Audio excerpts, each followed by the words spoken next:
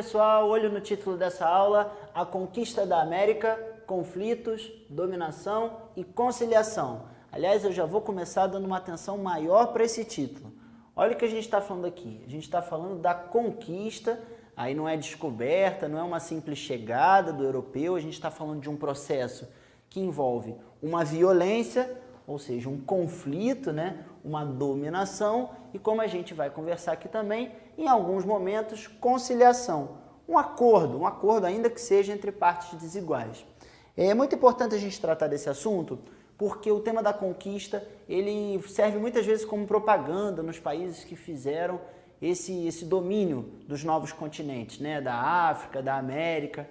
Sempre é muito representada a figura do conquistador. Inclusive, a gente tomou cuidado de trazer aqui para vocês essa imagem, ela não está aqui à toa, é uma das muitas provas, um dos muitos documentos históricos reproduzidos da imagem dessa figura do homem europeu como conquistador, ou seja, ele chega na nova terra, ele finca a bandeira, observa a imagem, todo o gestual das pessoas envolvidas.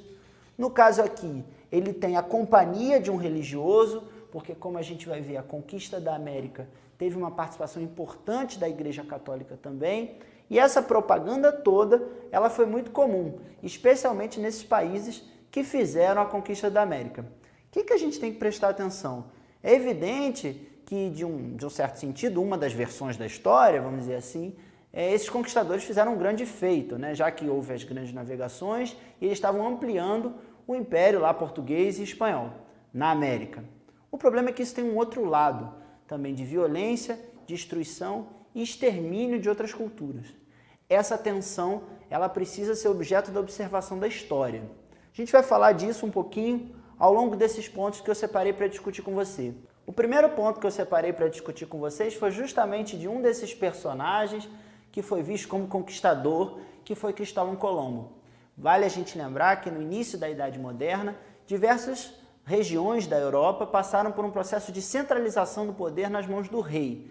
Isso quer dizer o seguinte, surgiram novos estados-nação, novos países como Portugal, Espanha, mais tarde França, né? Esses reis que centralizaram o poder nos países europeus, eles tinham o apoio da burguesia e dos comerciantes, o financiamento desse grupo social. O que aconteceu no caso específico do Cristóvão Colombo? Ele tinha a intenção de fazer uma viagem e para isso ele buscou o financiamento da coroa espanhola, né? E ele obteve. Com três embarcações, enfrentou aí o Oceano Atlântico e tentava chegar a outra rota para as Índias, chegando a esse continente que depois veio a se chamar América.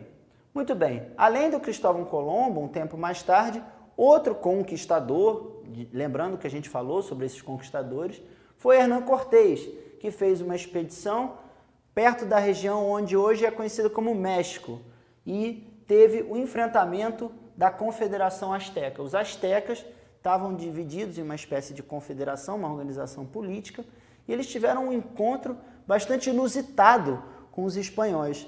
Segundo os relatos, segundo os documentos históricos desse encontro, se esperava um grande enfrentamento, porque uma das principais cidades dos aztecas era Tenochtitlán, que era uma grande cidade.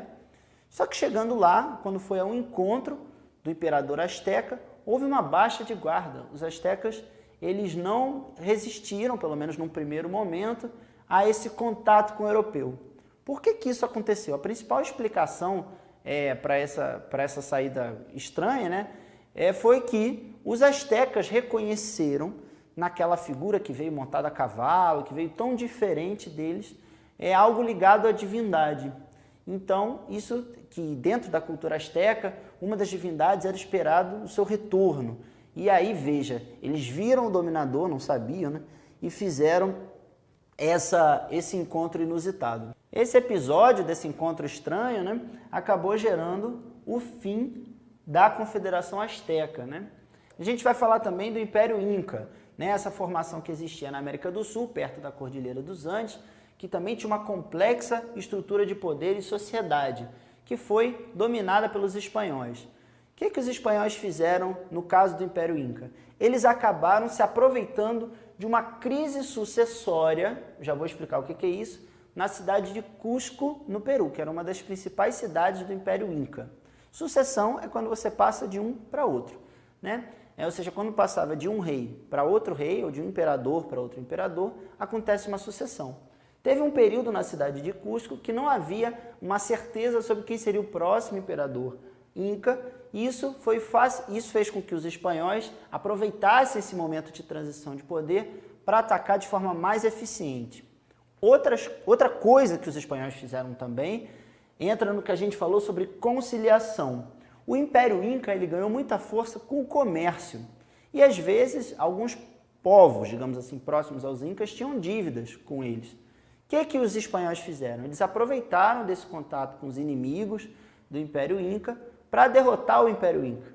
Então foi feito também acordos, por isso que a gente diz que a conquista da América teve implicada com ela também algum nível de conciliação, né? Ou seja, foi uma estratégia combinada de violência com acordos com esses povos ameríndios, como a gente chama, essas populações que já estavam estabelecidas antes. Eu queria destacar com vocês que esse processo de conquista da América, ele teve não só esse enfrentamento militar, esse conflito mais direto, como também outros tipos, outras faces de violência, que a gente vai comentar 3 aqui. A primeira delas era a destruição da produção de alimentos, uma coisa que os espanhóis faziam muito, ou seja, uma forma de atingir o inimigo era impedir que ele se alimentasse e que comerciasse. Isso era também uma forma de violência, embora aparentemente menos efetiva, né? Mas pensa numa guerra como é que isso faz diferença. Outro aspecto é que os espanhóis chegavam impondo a religião católica, representada aqui na imagem. Esses povos ameríndios, ou seja, que habitavam a América antes dos espanhóis, eles tinham outro tipo de religiosidade. E eles tinham que aderir de maneira forçada à religião católica, né? Uma terceira questão que alguns historiadores afirmam, embora outros discordem, é que houve um impacto nas doenças também. Muitos desses habitantes do continente americano teriam ficado doentes nesse contato com o colonizador europeu. Então veja que a violência da conquista, ela não é só aquela violência militar, ela se manifesta de outras formas. Uma coisa muito importante da gente destacar é que essas populações, embora tenham sofrido violência e tenham, digamos assim, perdido esse processo da colonização, já que os espanhóis e os portugueses vieram e ficaram, estabeleceram sua cultura, eles tentaram diversas formas de resistência. Isso é muito importante. A resistência não só no sentido de não aceitar a invasão, de resistir militarmente com a própria vida, mas também diversas formas de resistência cultural. Só para dar um exemplo, tem casos conhecidos na colonização espanhola que os indígenas eles iam lá na catequese dos católicos, faziam os ritos católicos, mas na verdade entre si eles estavam adorando as próprias divindades. Existem alguns registros nesse sentido. Fora que se a gente observar, em diversos dos países latino-americanos, com grande participação de população ameríndia, a cultura indígena, ela permanece até hoje e é uma forma de resistência, né? Formas de costume, de alimentação, de língua, que elas valem até o século XXI, você vê quanto tempo depois. Para finalizar a nossa reflexão sobre a conquista da América, eu queria que você refletisse sobre a participação também dos indígenas brasileiros, né? Ou seja, essas populações que existiam aqui nesse local que hoje a gente chama de Brasil, no momento da chegada dos portugueses. Eles passaram por todo esse processo que incluiu violência, os indígenas foram exterminados, escravizados e também certa conciliação, já que os portugueses também tentaram o escambo e depois algum tipo de comércio, também alguns acordos com algumas tribos indígenas. E qual é a importância dos indígenas atualmente para a formação da nossa população aqui no Brasil?